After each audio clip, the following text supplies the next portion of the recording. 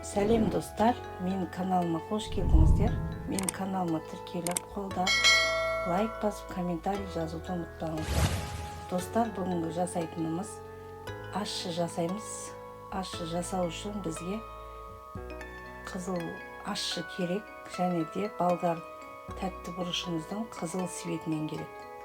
Сосын чеснок керек. Осы 3 заттан ащы жасаймыз. Енді біз ең алдымен осы ащымызды жуып тазалап, осы түбін алып тастаймыз осылай. Қолымызға перчатка киіп аламыз. Болмаса қолымыз ашып кетеді. Сол үшін перчатка киіп алайық. Біз ең алдымен осы ащы бұрышымызды осылай ет тартқыштан өткізіп аламыз. Мендегі бір 3 килограммдай, 2 килограммдай ащы бұрыш дайындаймын. Осы ащы бұрышымызды ет тартқышта өткізіп дайындап аламыз. Одан кейін біз чеснокты 1 килодай чеснок қосамыз. Оны да чеснокты да осылай ет тартқыштың көмегімен өткізіп аламыз.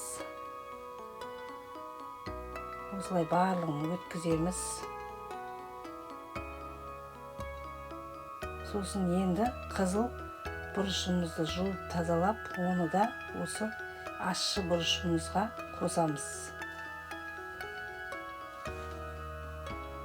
Осылай қосып жібереміз.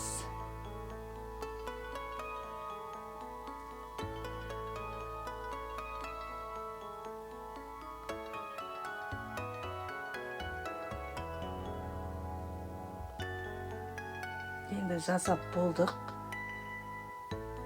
Енді біз банкаларымызды булап алып, осылай салып шығамыз.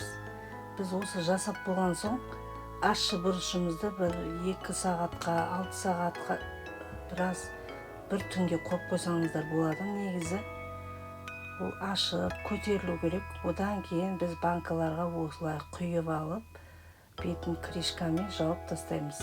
Крышкасын булап, осылай крышкамен жауып тастаймыз. Қысқа дайындаймыз. Бұл қысқа дейін өзінің бағында тұрып, араласып, әдемі болып тұрады дәмі. Сіздер де жасап көрсеңіздер болады. Достар, менің каналыма тіркеліп, қолдап, лайк басуды ұмытпаңыздар. Келесі кездескенше.